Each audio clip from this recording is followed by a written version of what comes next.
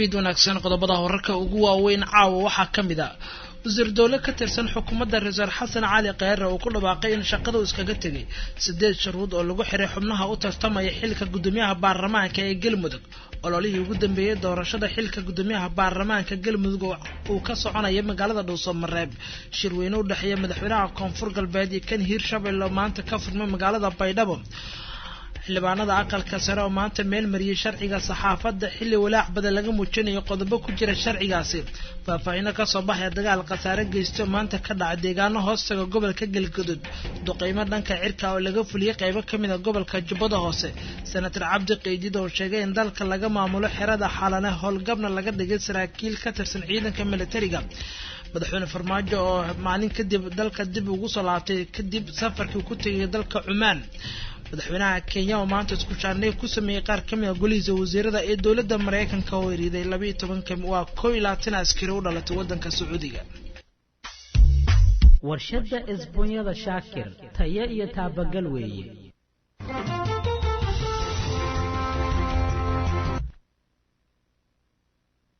intaas dhageystayaal waxay ahaayeen wararka caawa koodii ugu waaweynaa wararkaas oo dhameystiran saaxiibayaal u diyaargarow wasiir dawle ka tirsan xukuumadda Ra'iisul Wasaare Xasan Cali Khayre ayaa maanta ku dhawaaqay inuu iscasilay ama shaqada uu ka tagay warkaasi warka la xiriira 8 shuruud oo lagu xiray xubnaha u tartamaya xilka gudoomiyaha baarlamaanka ee Galmudug iyo ololihii ugu dambeeyay ee doorasho oo caawa ka soconaya magaalada Dhuusamareeb warkaas oo dhan waxa soo koobaya Rijaal Cabdi Maxamed wasiir dawlaha wasaaradda howlaha guud ee xukuumadda Soomaaliya Axmed Cabdi qoorqoor oo gaaray magaalada Dhuusamareeb ee caasimadda maamulka Galmudug isla markaana kamid ah musharaxiinta u taagan xilka madaxtinimada ee maamulka Galmudug ayaa magaalada Dhuusamareeb waxa uu kaga dhawaaqay inuu iska casilay xilkaasi maadaama uu kamid yahay musharaxiinta u taagan xilkaasi Axmed Cabdi Kaari qoorqoor ayaa sheegay inuu doonayo inuu tartanka ka qayb galo sida daraadeedna uu aaminsan yahay in xilka qaranka uu iska dhigo maadaama heer dowlad goboleed uu tartamayo dhanka kalena waxaa kamid ah wasiir dawlaha wasaaradda arrimaha gudaha ee xukuumadda Soomaaliya xubnaha u tartamaya iyadoo aysan wali uu iscasilin guddiga doorashada maamulka Galmudug gaar ahaan baarlamaanka labaad ay soo xuleen ayaa dhankooda maanta waxay soo saareen shuruudaha laga doonayo shakhsiyaadka u taagan doorashada guddoonka baarlamaanka maamulka Galmudug waxaana soo saareen 8 qodob oo ay ugu muhiimsanayd in uu leeyahay tacliin sare oo dhanka jaamacadda ah ama wax u dhigmaa iyo sidoo kale in uu yaraan u leeyahay 5 sano oo waayo aragnimo shaqo ah oo dhanka maamulka dawladnimada ah waxaa sidoo kale waxaa kamid ah inuusan galin fal dambiyeed oo ku mutaystay xukun maxkamadeed deegaanada maamulka Galmudug musharaxa u tartamaya xilka gudoomiyaha baarlamaanka ayaa laga doonayaa inuu bixiyo $10,000 halka ku-xigeenka koowaad laga doonayo $5,000 ku-xigeenka labaad ayaa laga doonayaa inuu bixiyo lacag dhan $2,500 iyadoona arrintaasi ay ku sheegeen guddiga in loo baahan yahay inay soo gudbiyaan ka hor inta aysan ka qayb gelin doorashada gudoomiyaha baarlamaanka iyo labadiisa ku-xigeen oo lagu wado inay dhacdo maalinta Jimcaha ee soo socota dhegeystayaal wixii uu mas'uul horiyay Rijaal Cabdi Maxamed wixii warar ku soo kordha xaaladda Dhuusamareeb kulamada iyo loolanka adag ee dhanka doorashadaana isla wararkeena dambe ayaa saaxiibayl iyo barnaamijka dhacdooyinka caawa ee 9kii barka soo gali doona ayaa falanqeyn ku saabsan aan eegi doonaa loolanka adag ee doorashada iyo dhinacyada halka isku haya Baydhabo xageedana haddii aan eegno shir ayaa ka dhacay wuxuu u dhaxeeyay wasiiro ay kala hogaaminayeen madaxweynaha maamul goboleedyada ee Hirshabelle iyo waliba madaxweynaha Koonfur Galbeed oo martigeliyaha shirkan ahaa sidoo kale xubno ka socda midowga Yurub ayaa ka qayb galay shirkan oo mid xasaasi ah ayaa waxa soo qaban qaabiyay midowga Yurub waxaana ka qayb galay madaxweynaha labada maamul ee Cabdicaziz Xasan Maxamed Laftagareen iyo Maxamed Cabdi Waare iyo xubno kamid ah wasiiradooda waxaana inta badan diiradda lagu saaray shirkan arrimaha la xiriira amniga koortaga abaaraha fatahaadaha ayaa ugu muhiimsanaa waxyaabaha shirkan ay xubnahan ku gorfeynayeen midowga Yurubna ay goobjoog ka ahaayeen haddaba saan bal xogta natiijada shirkan u helno waxa warbaahinta la wadaagay oo faahfaahinta Axmed madoobe nuno maxamed wasiirka qorsheynta ee maamulkaasi koonfur galbeed iyo guuleed macalin cabdilaahi wasiirka qorsheynta ee maamulka hirshabelle labaduba si wada jir ah warbaahintu la hadlay faahfaahinna ka bixiyay nuxurka kulankan iyo wixii ka soo baxay shir ballaaran ay wada shir gudoominayeen madaxweynaha dowlad goboleedka koonfur galbeed mudane cabdixasiis xasan maxamed laftagareen iyo madaxweynaha hirshabelle mudane maxamed cabdi waare shirkaas oo ka soo qayb galeen labada gole ee wasiirada oo hirshabelle iyo koonfur galbeed iyo safiirka qaramada safiirka oo EU-da iyo safiirka dowladda Sweden-ka iyo madax kale oo la socotay waxa qayb ka shirka oo mudan in la xuso madax ka socotay dowladda federaalka wasiir iyo xildhibaano ajendaha shirka wuxuu ahaa aan kala hadlaynay EU-da arrimo amniga guud ee labada dowlad goboleed iyo sidii la kaashin lahaa xasilinta labada dowlad goboleed iskaashi dhaqaale ee yeeshaan labada dowlad goboleed hirshabelle iyo koonfur galbeed khaasatan horumarinta beeraha horumarinta xanaanada xoolaha horumarinta kalluumaysiga iyo in oo la iska kaashado kaabayaasha dhaqaalaha wadooyinka isku xiri lahaa labada dowlad goboleed sidii loogu dhisi lahaa elaboro iyo kaabayaasha kale ee dhaqaalaha waxaa kale looga hadlay dib u heshiisiinta waxaa kale loogu hadlay u helidda xal waara arrimaha barakacyaasha xoojinta hay-adaha dawliga ee labada dowlad goboleed ayaa looga hadlay shirkii guuli ku soo dhammaaday waxaa isugu haray shirka markay noo fureen labada madaxweyne iyo safiirada waxaa isugu haraayay shirka isugu haray qolooyinka technical teamka iyo wasiirada si ay u sii daadejiyaan ama si qoto dheer ugu sii wada hadlaan weli baydhabo waxaa ku sugan madaxweynaha hirshabelle iyo weliba xubnaha kale ee halkaas gaaray ayaa baydhabo ku sugan waxayna sii joogi doonaan kulamo badan ay la qadan doonaan dhinacyada kale ee halkaa ku sugan hagaag codadkan oo dhammaystiran natiijadooda barnaamijka dhacdooyinka caawaya saaxiibeel ku dhagaysan doontaan xildhibaanada aqalka sare ee baarlamaanka dalka maanta waxay ansixiyeen sharciga saxaafadda kaas oo qodobada ku jira weli walaac badan laga muujinaya xildhibaanada qaarkoodna ay arrinta walaac badan ka muujiyeen oo ay ku kala qaybsameen hase yeeshee waxaa batay xildhibaanada gacanta u taagay ee ah meel marinta sharcigan wixii ka dhacay xarunta aqalka sare waxaa soo koobaya cali xasan senatarada golaha aqalka sare ee baarlamaanka Soomaaliya oo maanta yeeshay kulankoodii caadiga ahaa ayaa waxay ansixiyeen hinda sharciyeedka wax ka beddelka xeerka warbaahinta oo ay maanta akhrintiisa saddexaad marsiiyeen kaas oo buuq badan ka dhexdhaliyay golaha buuq ayaa waxa uu ka dhashay qodobo ay senatarada fikirkooda ka dhiibteen akhrintii labaad ee sharcigan si wax ka beddel loogu sameeyo kuwa oo ay tilmaameen senatarada qaar in aan waxba laga bedelin laguna darin halka guddigan ay ku doodayeen in laga bedelay senator muuse suudi lixow oo ka hadlay fadhiga aqalka ayaa waxa uu sheegay in sharcigan uu yahay mid lagu caburinayo warbaahinta madaxa bannaan balse uusan raalli ka ahayn in la ansixiyo dalkan doorasho ka soo socotaa lid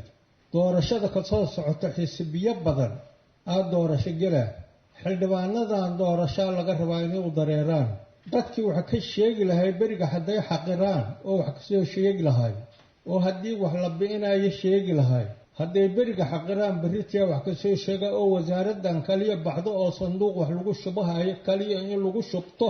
ay halaha hadda fadhiya meesha kaliya ay soo baxaan ku xidhaysan bil Soomaaliya oo wasiirada ka ah iyo madaxweynahan iyo ra'iisul wasaaraha haday soo baxaan wixii kalena banaanka lagu dhigo oo idinku ku jirtiin waxana idinka aad ansixiseen xaggeed hadhow ka galaysiin gudoomiye waxaan jecelahay gacantuun hala taago wuxuu inay naqan waxa ay qalad yihiin qaladkooda hala saxo haday sax yihiin gacanta horay idoo wada maqsuud yahay waa u taagayna warkaygana dadka soo sameeyay dadaan nacab ah ma aha laakiin wasiirkana ma nacbi laakiin shaqada oo hadda uu rabo in loo fuliyo boqolkiiba boqol waa ka soo horjeedaa waana nacabahay mana fiicna dadkan xaquuqdooda ha la ogolaado waxayan xur ayan u ahaa karin sharcigaa la horgeyha wixii xaq loogu leeyahayna sharcigaa looga qaadaa wasiirkan wasaaradiisa ku filnaato wasaaradiisa gacanta ku haayo laakiin dadkan oo hayo mataqaanaa in la madax baneeyo la rabo ha madax baneeyo kulligood yooban isku duubin hadduu wada qorahayo weriyo kale ma jiraayo anaa wada qorahayo uu leeyahayna hadda waa dalaan xurahaynoo degtaytarnimo u socdee ha naloo caddeeyo hawshaana ha nagu dadejino guddoomiyow gudoomiye ku-xigeenka koowaad ee golaha aqalka sare ee baarlamaanka federaalk ah ee soomaaliya senator abshir maxamed axmed abshir buqaari ayaa waxa uu ka hadlay qodobada ay fikirkooda ka dhiibteen si wax ka bedelid iyo ku darid loogu sameeyo balse aysan guddiga waxba ka bedelin qodobka saddexaad ee guddigu aysan wax ka bedelkii aysan tixgelin waa qodobka 13 qodobkaas wuxuu ka hadlayaa xilliga kala guurka ah warbaahinta hadda joogta wuxuu leeyahay xeerkan marka la hirgeliyo waa in ay soo maraan process cusub oo ay soo dalbadaan shati kale iyo frequency-goodii iyo howlahoodii inay hadda dib u soo bilaabaan taasoo macnaheedu tahay waa mar kale waxaa la sameynayaa industry-ga media ayaa wuxuu gelayaa gacan iyo tafaftir cusub oo ciddii la rabana markaa shati la siinayo ciddii la rabana aan shati la siinaynin sida meesha ku cad sidaa daraaddeed qodobkan 13 isagana warbaahintii hore u samaysneed oo dhan ayuu wuxuu ku yahay xadgudub oo uu xakameynayaa inay shaqadoodii hore u sii wataan oo hadda iyo mar cusub inay shatiyo soo qaataan taasoo macnaheedu tahay shatiyadoodii hore waa shatiyo aan sharci ahayn oo dawladdu kuwa ay bixisay oo ay fiigay canshuuraha ku dhiibeen ayaa la kansalayaa waxaana la sameynayaa shatiyo cusub ugu dambeyn dood dheer kadib guddoonka golaha aqalka sare ayaa waxay codgeliyeen sharciga sida natiijada codeynta uu ku dhawaaqayo guddoomiyaha golaha aqalka sare ee baarlamaanka soomaaliya senator cabdi xaashi cabdulaahi waxaa fadhida 29 anigu aan ku jiro anigu cod ma lihi waxaa ogolaatay yacni in wax lagu daro 3 baa ogolaatay sidiisa in loo ansixiyana 23 baa ogolaatay 23 baa ogolaatay halna wuu ka aamusay sidaasuuna ansax ku yahay 23 baa ogolaatay saasuu ansax ku yahay shirkuna waa inoo xiran yahay xagaag doodii ka dhacday aqalka sare oo soo koobay wariyahana cali xasan ayuu kaasi ahaa oo baarlamaanka xubnaha aqalka sare ay meel mariyeen sharciga saxaafadda sharcigan horey waxaa sidaan oo kale meel mariyay xildhibaanada golaha shacabka wuxuu usoo gudbay aqalka sare ugu dambeyn ayna qalinka iyo ku duugan inkastoo walaac laga muujinayo qodobo ku jira sharcigan oo qaarkoodna xildhibaanadu ay goobtaba ka sheegeen ugu dambeyn wuxuu u gudbin doonaa saxiixa madaxweynaha kaasoo lagu soo saari doono wali warkii fiidnimo ayaa dhegeysanaysaa saaxiibyada idaacadda sare magaalada muqdisho 102.2 megahertz ayaa saaxiibil naga dhegeysanaysaa sidoo kale waxaad naga dhegeysan kartaan magaalada Jowhar caasimada maamulka Hirshabelle radio asal 88.6 ayaa imika si live ah warkeena aad ugu maqleysan haga qodobada kale wararka ku jira waxaa qaybka al-shabaab waxay mar kale dib u la wareegeen deegaanka Torotoro ee gobolka Shabeelle Hoose kadib shalay markii dawladdu ay soo bandhigtay macluumaad ah in deegaankan ay militariga Soomaaliya ay la wareegeen al-shabaab ayaa dib u la wareegeen deegaanka Torotoro waa saldhigooda ugu weynaa kadib markii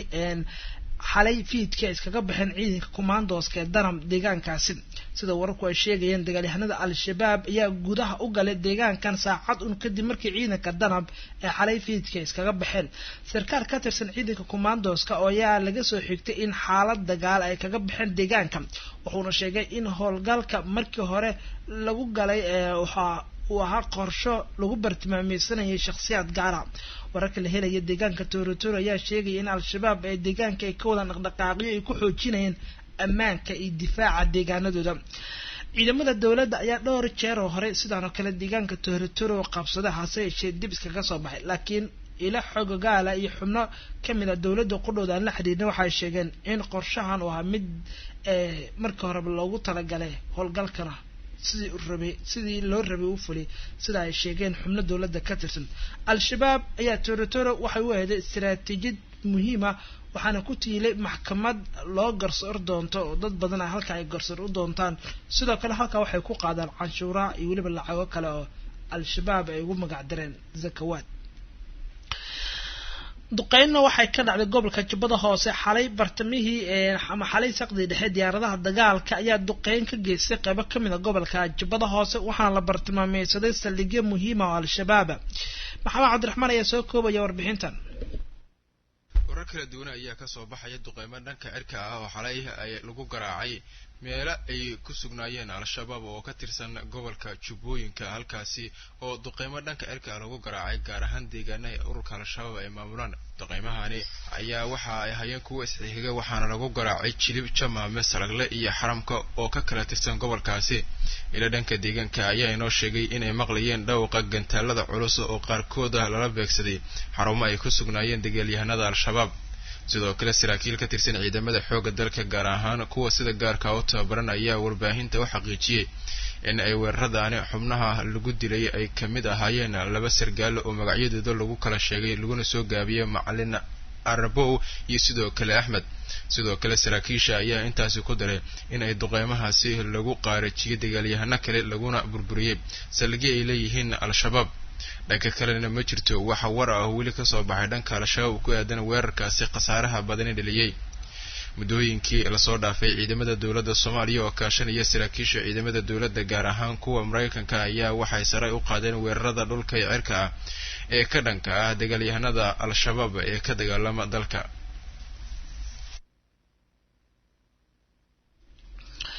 gordho wararka Soomaalida ka baxsan ayaan eegi doonaa oo Uhuru Kenyatta oo isbedel degdeg ah ku sameeyay qaar ka mid ah golihiisa wasiirada oo wasiiradii arrimaha dibadda ee wadankaas Monica Chuma ayaa xilka laga qaaday inkastoo xil kale loo dhiibay. laakiin intaan eegin warbixinta Kenya ee xilliga qodheeda xitaalada la dhacayso amni xumo dhanka al-shabaab kaga imaanaya. Senator Cabdi Xasan Cawaale qaybdiid waa mudane ka tirsan aqalka sare baarlamaanka dalka waxa uu sheegayaa ama shaki u geliyaba in dalka laga maamulo xerada xalane oo saldhigga ugu weyn ay degan yihiin ama taliska ciidanka amisom. sidoo kale halkaas waxa ku yaala xarumaha ugu waaweyn ee qaramada midoobay iyo dhammaanba safaaradaha kale ee dalka saldhiggooda ugu weyn xerada xalane ah. waxa uu sheegay in suurtagal ay tahay in dalka halkaas laga maamulo asagoo sidoo kale soo hadal qaaday inay jiraan saraakiil khibrad iyo way aragnimo u lahaa ciidanka oo howlgab laga dhigay. yaan shirar badan marar ku galna meeshaan xalaal la yiraahdo mar walba aan isku tagno waxaa ka soo horeysa saraakiishii hore miyaad weli haysaan ma la eriyo maxaa meesha maaragtay mar baan waxaan isleeyahay ra'yigaani maxalan oo ka yimi meesha nimankan ajaanibta xamar ka yimi baa waxaan israadaa barke anigaa la kulma dhowr jeer marka war meeshaan xalana dalkan looga talin maa masaalix qarankan Soomaaliya leeyahay xalanana ma taal kuwa joogaana ka shaqayn maayaan mana ninkii raacaan waa dhumaya dalku dhuminaya qofkii raaca. waxaan qabaa arrinta saraakiisha sarsare dhammaantood in lagu daro sida ay u dhigantahay ay guddigu soo jeediyeen min 10 sano in lagu daro. waxa weeye markaan saas iraahdo waxba caymanaya kuwa hadda joogaa qaar ka caymanaya midda kale darajada haddii aad taqaaniin laguma bixiyo saaxiibiya. waxaad arkaysaa nin suuqa laga soo qabta caawa janan maxaa wax gas xagee loo raaca hadhow see la yeela weli ma jirto wax maaragtay dadkii lagu kala reebi karo ama lagu kala saari karo ma jiraan. aqoontiina dalkani waa u baahan yahay. waxaan marka halkaas ku biirin lahaa ra'yigaas in saraakiisha sareeyaashana 10 in lagu daro sida hadda ay usoo qoreen 10 in lagu daro. waayo ninka ilaahay ku dhaashay waxaa leeyahay nin gaashaanlah yaani 60 sano lagu magacisay waaba kow. ugu dambeyn Uhuru Kenyatta isku shaandeen degdeg ayuu ku sameeyay qaar ka mid ah golihiisa wasiirada asagoo xilka ka qaaday wasiirka amniga waa wasiirka arrimaha dibadda iyo wasiirka gaashaaniga oo labada wasaaradood ee walaaca ugu badan laga muujinayo wadankaas Kenya. isku shaandeentan waxay ahayd mid aad loo hadalhayay dhowrkii cisho ugu dambeeyay dadka reer Kenya madaxweynaha Kenya Uhuru Kenyatta ayaa isku shaandhayn degdeg ah ku sameeyay golihiisa wasiirada wuxuuna xilal kala duwan u magacaabay shakhsiyaad xilli dalka Kenya uu la daaladhacayo weerar kaga imaanaya ururka al-shabaab isku shaandhayntan oo heeday mid aad loo hadalhayay dhawaanahanba shacabka dalkaasi Kenya ayaa noqonin sida loo filayay iyadoo isku shaandhayntan kaliya ay si weyn u saameysay labada wasiir ee arrimaha dibadda iyo gaashaandhigga Really Moma ninka la yiraahdo ayaa loo magacaabay wasiirka arrimaha dibadda wadankaasi Kenya halka wasiiradii hore arrimaha dibadda wadankaasi haweeneyda Monica Chuma ayna loo magacaabay inay noqoto wasiirka gaashaandhigga oo loo wareejiyay Monica ayaa si weyn loogu dhaleecinaya arrimaha la xiriira kiiska dacwadda badda sidoo kale madaxweynaha wadankaasi Kenya Uhuru Kenyatta ayaa wuxuu shaqada ka eriyay wasiirka caafimaadka wasiirka beeraha iyo waraabka wasiirka